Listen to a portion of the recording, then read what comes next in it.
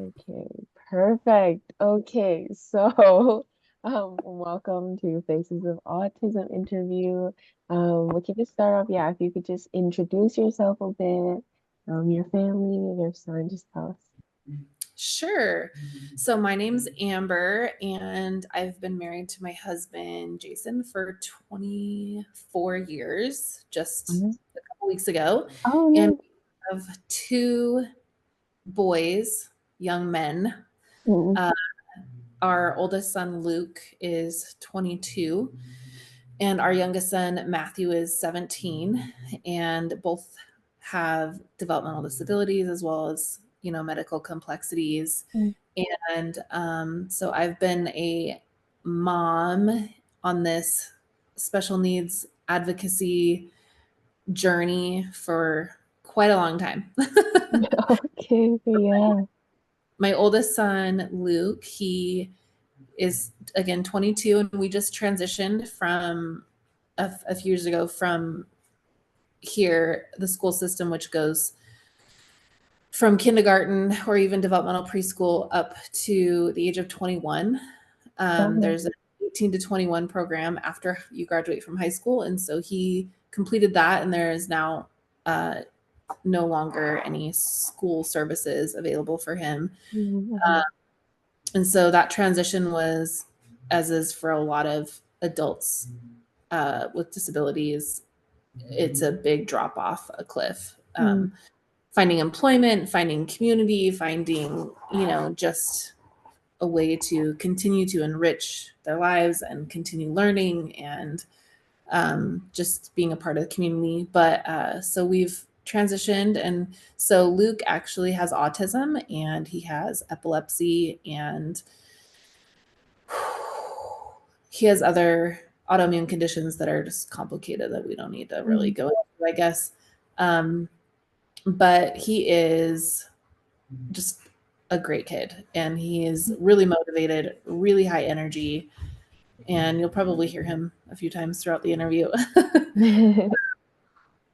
And then our youngest son, Matthew, who's 17, he has cerebral palsy, and he suffered brain damage while I was pregnant with him, Mm. and uh, he has a lot of medical fragility issues, medical complexities, got epilepsy, he's fed through a G tube, and he's full care. He requires, he's dependent on us for all of his cares and needs. So we have very different situations between the two of them. Mhm. And yeah, so those are our boys. Oh yeah, thanks for sharing. So Luke, he was in, I guess, like school since kindergarten Yep. until So he okay. went to developmental preschool starting at 4 years old, and he Mhm. started getting behavior therapy, or it's called applied behavior analysis, probably starting at about four and a half. Yeah, about then. And that went on until he was about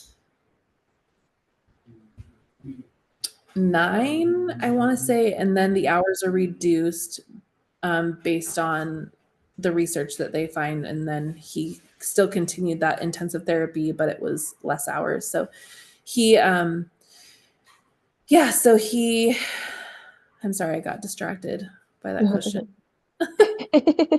But So okay, yeah. what were we talking about again? Yeah, just about the public school. I mean, he's at school. That's right. Yeah. So he continued therapy and education. So intensive therapy, public education, as well as like speech therapy, Okay. occupational therapy, all throughout, you know, his school career. And Okay. he's not receiving uh, speech or OT right now. He is eligible, but sometimes as a mom and caregiver of a kid on the spectrum, you spend decades obviously with your child in therapy. And so sometimes you just feel like you need to take kind of a long break, to just try to live life a little bit too and Mhm. learn each other and just get some mental rest, from Mhm. constant therapies. So that's what we're kind of doing right now. Okay, okay. Um, Yeah, I was curious. So I saw in that YouTube video, Luke, he does some sign language. Did he He learn does, that from you? and I was so sad, honestly, because he actually has, I want to say, about 70 between, I want to say 70 to 80 sign language words. He has Oh, vocabulary okay. language. But the thing is about what I wanted to say is about the interview with Special Books by Special Hmm. Kids. Um, he also has a lot of anxiety and gets really overwhelmed when people are talking a lot. Because he knows he can't fully participate, and also he has auditory processing disorder, so I think it gets overwhelming, and he was Mm-hmm. having kind of a bad day, and I really wanted to have a positive interaction, and I didn't want him to have any meltdowns, and that's kind of one of those situations that I think parents um, and caregivers of people with disabilities carry, is that you really always want them to be seen in the best light, and because you want people to continue to give them a chance and want to interact and have a relationship with them and see their value. And sometimes I think that's hard for other people that don't see this every day, to look past the behaviors or the seizures, or because it is genuinely um, it's genuinely awkward and hard. Mm-hmm. And I think it's important to state that, so that people can feel okay feeling that way and not feel like they should feel a different way, because you can move past that once you know embrace the discomfort and someone gives you permission to feel uncomfortable and awkward, but that you still have a desire to move towards that, Mm-hmm. and to move towards relationship with those people. Mm-hmm. So I think that that's one of the things that in that interview, that one of those things that I carry as a parent, that you're always trying to kind of tamp down those behaviors so that they can be seen in the best possible light, but people aren't seeing the full picture. Mm-hmm. So in order to, and that's the thing, the more expectations I put on him, the more irritated he gets. And even Mm-hmm. though it's necessary for his growth and for his learning and his development, it still is just hard to have to irritate your child and then Mm-hmm. end up receiving behaviors from them, and end up being on the, you know, on the that hard end. And so I was trying in that interview to just not require much of him. Mm-hmm. And so it is hard because although people didn't get to see behaviors, thankfully, but they also didn't get to see the use of his communication device, his iPad. They didn't get to see how well he uses sign language. They didn't get to see, you know, a lot of things because we were just trying to keep it a positive experience. So Mm-hmm. that was a little hard for me, and it had nothing to do with the interviewers or anything. It was just that's one of mine and my husband's issues, because it is hard. It's distracting. You can't get through an interview or do things that you want to do when someone's having a big meltdown. You can't get Right, a yeah. so you're Mm-hmm. trying to just prevent those things from happening. But in preventing, you end up also preventing positive things from bubbling and being, Mm-hmm. if that makes sense. Yeah, yeah, yeah. No, that definitely makes sense. Yeah, like growth, I guess. Yeah, that's hard. Um, Yeah. So you're trying to keep those things from happening and prevent mhm, explosion, but at the same time, you get to really see a lot of who they are sometimes in those mm, moments. mm, So we kind of miss out when you're trying to tamp those things down. I don't know if you've ever seen the Disney Pixar short clip called Float. Um, no, I don't think so. Maybe. if you post this interview, Mm, I hope that everyone will go watch that, and really put into that will really give understanding into what I am, exactly what I'm saying right mm, now. Parents of kiddos like mine, that we're constantly hyper vigilant and aware of what's going on around us and how people are mm, responding around us. So then we have trauma from that. And so we feel like we need to control our kids and control the environment so that no one's upset or uncomfortable. But the reality is we end up suffering. And, Right. and people don't get to really see all of our child because Mm-hmm. we're trying to not only control the bad, but then it ends up controlling the good and the positive Mm-hmm. things too, because we're just trying to, Mm-hmm. put a lid on it. And Right. Yeah. it's not always fair to them or to us, but Mm-hmm. it's a part of them being who they are in a society that's built for people that aren't like them. Mm-hmm. Mm-hmm. So Yeah. anyways, so yeah, we loved that interview though. We were so excited to meet them, Mm-hmm. and I have followed him since he started, and we just love them and we love what they're doing. And the response that I got Mm-hmm. from that interview was overwhelming. I've met you and I've heard Mm-hmm. from people from Australia, from Europe. Wow. Yeah, so it's been pretty exciting, and so much confirmation and just empathy and feeling like they're seen from mothers and parents of caregivers. Mm-hmm. A lot Mm-hmm. of comments saying, thank you for talking about the hard things. Thank you for giving permission for me to, feel and process the hard things without, being shamed. So Right. the positive things, it's completely changed me as a human being. I think from being someone who might have gravitated towards, I think just by nature, without having someone to care for or someone to think of besides ourselves, we naturally gravitate towards self-centeredness. Mm-hmm. It's Yes. not hard for us as human beings to do Mm-hmm.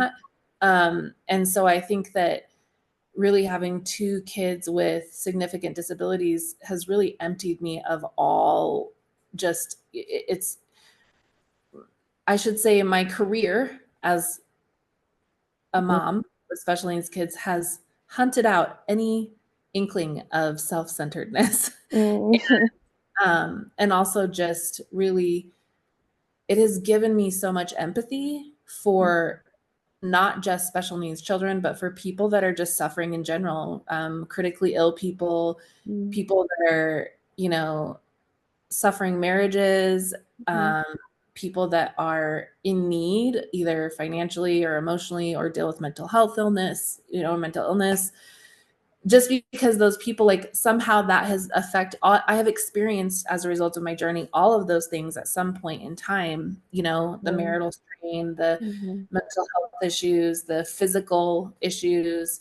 And I've walked alongside my children in those times as well and will continue to. And so it just has given me so much empathy, mostly just always feeling like I look at my children and um, I get a lot of positive praise about the kind of advocate that I am. Mm-hmm. And I think it's because I always think if that was me and I was a little girl, like back when they're little, now they're older, one's 17, Mm-hmm. one's 20.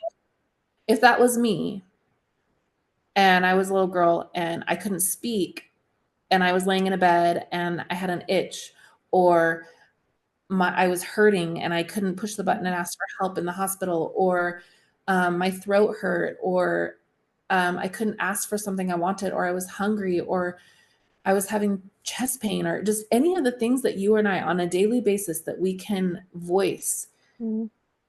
they cannot. And I always just think, if that was me, I would want my mom, or I would want someone to ask for help from me. Mm-hmm. I would want someone to make sure I was situated and that I was safe and I was okay before they left a room or I was left alone. I know this sounds funny, but my youngest son, Maddie, um, he's also paralyzed as a result of a spinal cord injury. So he already had cerebral palsy and then he had a spinal fusion. And then there was medical neglect on account of um, some of the hospital staff, and he Mm-hmm. suffered a spinal cord injury.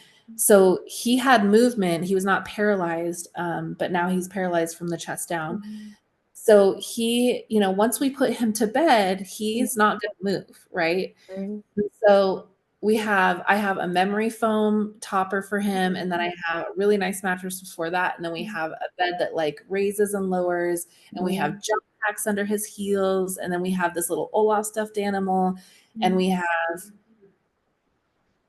comfy blankets, soft things, like I've thought of everything because I just think he doesn't get to move until morning, like you or I turn to our sides and we sleep on our stomachs and we Mhm. change position frequently throughout the night. And I just think if it was me, I would want to have someone make sure that I was okay and totally comfortable as I could be before being left in a position for, Mhm. 6 to 8 hours. And the other thing I think, I know this is funny, but since he was little, I always, as a kid, worried about monsters in my closet or monsters under Mhm. the bed at some point or another, right? Or I was afraid of the dark at times when I was young. And so I know it sounds kind of silly, but throughout his life, I would go to leave his room and tuck him in. And I just always felt like I needed to close the closet door because what if he was laying there worried about, Mhm. you know, Mhm. dark, total. And I don't like it being completely dark for him. What if he's Mhm. afraid of the dark? And what if he, is worried about monsters being in his closet, even though Mhm. he probably doesn't think about that. I think Mhm. about that. I think he's just a little boy, Mhm. and so I'm like, oh, I'll close the closet door for you, or here I'm going to leave this little light on for you. We do a noise machine, and so just things like that. That's one of the biggest. Those I have learned empathy, and I learned to put Mhm. myself in someone else's shoes, and it has really affected. It's reached out past my own personal life and Mhm. into so many situations that I can have a greater understanding for. It's given me a Mhm. lot of medical knowledge. I have so much Mhm. medical knowledge that I wouldn't have had otherwise. So I'm able to advocate not just for my kids, but for family members, for myself, Mhm. uh, friends. So that is a huge blessing for me to Mhm. be able to have that wisdom and things that can not just help my family, but help other people around me and help other families like ours. So, Yeah, wow. Yeah, you're really like the voice for your children, right? yeah, In your exactly. head. Wow, yeah, that's a lot. What supports do parents, I guess, have like for autistic children, for their children? And what supports could be improved?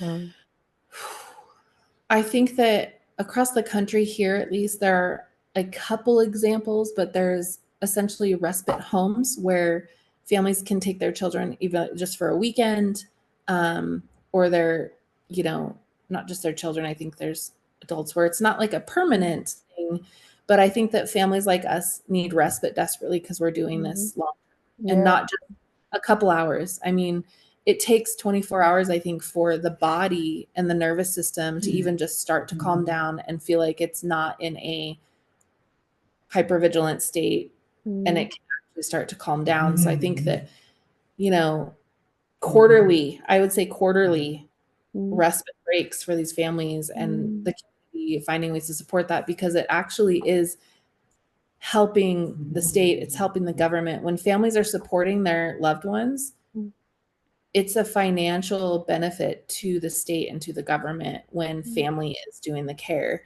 because mm, it's significantly less, it's more cost effective for families to be doing the care than it is for them to be in institutions mm, which they don't belong in anyways. I mhm, think some people it's a better fit, so I'm not saying that institutions don't have a place, mm, but I definitely think that respite so that the families can continue to give care. um, Honestly, accessible transportation is mm, huge. We raised money for a van. We had people fundraise money for a wheelchair accessible van, but it's only a ramp, so we have to pull it up. And now he's outgrown that, and I'm mm, really at a breaking point of being able to pull him in and out of the van and hike him mm, up a really steep ramp. So we need an electric wheelchair mm, lift, but that is actually a very huge, a very common struggle for families to obtain. At mm, least, so that's on the medical kind of a more, right. physical disability side. But so those are some supports that I think are, and I think community also, just community, just a Mm, sense of people being included in normal things, you know, Mm, um, being invited to normal things. Like, I mean, just even I, you know, I think that some people think that my husband and I can't or don't want to go to, you know, adult right. parties where you've got Mm, like, Christmas parties, New Year's mm, parties, like that. Um, but I think that, people think that maybe, oh, we don't have time or they don't have the energy or they can't. So I think inviting parents, especially as kids, to be able to do normal things mm, outside caregiving, mm, same thing for the kids, to do normal things, mm, not be doing group things all the time where they're with their day program, like to be doing, mm, like, my son Luke loves to go snow tubing, and he loves mm, to go to the trampoline park, and he loves to go to the zoo. And I mean, some of those are typical things, but trying new things with mm, them and seeing what they enjoy. But I wanted to go back because you were saying in the beginning you wanted to ask about Luke's sign language. Were you just saying mm, that he just asking he has sign language, that there's the auditory processing piece. So like verbally, like what we're saying to mm, him and what he's able to soak in is a bit more challenging for him to filter. It's not that he can't, okay. it just takes more to process. Um, and if something sounds alike, like another word sounds like another word, then he Mm, gets mixed up. okay. So like, so like the sign for red is this, Mm, and then there's bread. And so when um, he loves, toast and stuff. mm, And again, so he would say, we would go to the store and he would want bread. So he would say, because it okay, sounds okay. like bread, red sounds like bread. And then also he would want toast in the morning. And so he would go like this, because toast sounds like nose. So my husband always, yeah, my husband always says, "Oh, you want nost? You want some nost?" Oh, so did he learn this at school or like did you guys just teach him? I taught him all the sign language. Oh, okay, Yeah, okay. because that was the thing. So there's the auditory thing, and I just started finding that he was picking up things visually, like Mm, Temple Grandin. I don't know if you've heard about her, but she talks. You've got to look her up. So she's just a pioneer in the autism world. She is actually an mm, adult on the spectrum, and she worked for NASA, and she designed all oh, the like wow. major cattle systems. And she's phenomenal. And I've met her twice, and I met her mother, and Wow. several books. But she talks about thinking in pictures and visual aids and things like that. And I just know that he's what's called a kinesthetic learner. So he learns by physically doing. So Mm, I just noticed sign language was a physical model, that his gross motor was a strength for him. So he was mm, able to imitate that more easily than he could imitate, obviously, a word. mm, So he just started picking up signs. And there's these, I mean, we just watch all kinds of sign language videos just all over YouTube. So, kids sign language videos. But I think there's this one called babysignlanguage.com that we follow, and we love them because they have an index card, and it's got a cartoon picture of someone doing the sign, which is a little bit hard to see. mm, Um, but it has an arrow for like which direction your hand is supposed to be going. But then at the bottom, it has a picture of what it is, like cake, you know. oh, okay. Um, so visually for him, and so he would ask me, he was just like, click on the next one, click on the next one, and Mm, we'd be clicking down, and he would just be soaking in the information. So mm, I was like, okay, sign language is a go, so yeah, we yeah. joke around. I call him, he's multilingual, because he uses Mm, his communicate his iPad, which has the communication app on it. okay. He has vocalizations and he uses sign Mm, language, so he's got like three different languages going on. yeah. Tell me to just pick one. And I was just like, and to focus on that. And I just thought, Mm, I feel like I'm gonna let him do whatever he mm, feels strong in. So mm, yeah, yeah. So did you learn like alongside him or did you kind of learn a little bit before? Oh, no, okay. I just learn alongside him. We learn it Oh, together. Because I just pick out things that I know motivate him. So mm, like when he was younger, it was like jump and swing, Mm-mm. things that he loved. And like he doesn't stop talking now. We taught him the sign for cake and he just doesn't stop. Oh, I feel like we talk about cake multiple times. Now he knows his favorite word. That's so funny. Yeah. Well, and he's so smart too, because if he doesn't have a word for something that he loves, he will pick out a word that relates to that. Wow, smart. So Yeah. like, I have a little picture on his, well, I can't show you, but I have a calendar for him that I use, and it's like a schedule, picture schedule. And every day we have either like home, or we have his therapist, or the hospital, or for appointments, or a swimming pool, depending on what's going on. And we have little ones for holidays too. And they're real pictures that are really of like his house and his therapist. And we just have one picture for each day. And I was like, you're so smart, And during a during an exam one time, it was like an assessment with Mm. a psychologist. We were doing pictures, and he was so smart. There was not a button on his iPad for a Mm. tree. So he actually went into his school folder, then into the music folder for the music class, and then into a song list, which Wow, had a song about a tree. that is crazy. I mean, so he is like hungry for the vocabulary Right. Yeah, that I yeah. can't keep up. And Right. so we're working with, like, we need to update his iPad. So he's very, I know there's just so much untapped stuff in Right. there. Yeah, yeah, yeah. So that's he just picks up signs so fast and then just starts talking with them. And I do feel bad for everyone else, because not a lot of people speak sign language. And then Mm. and some people tell me, well, that's not a reasonable form of communication. Not everyone speaks sign language. And I'm like, well, what about deaf people? Do you tell deaf people that they shouldn't use sign language because not everyone else uses sign language? I just thought that was a Yeah, weird, that's weird. weird comment. So anyway, but so yeah, Wow. looking down your list of questions, I feel like I've kind of, in some way or another, Yeah, yeah. That's on, been uh, great. yeah. Um, that's so interesting though, because he's really like another level, like so much smarter. Oh, Um, he's very, like I said, his problem solving skills are incredible. Um,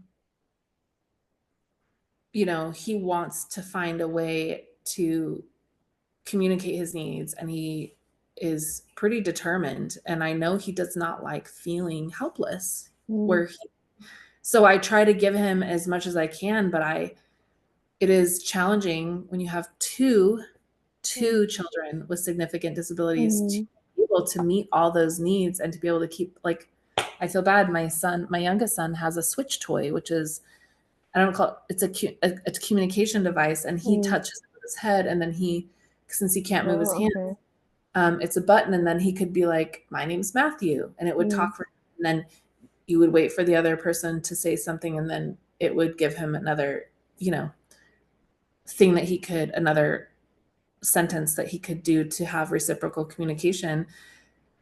And I still haven't set it up yet.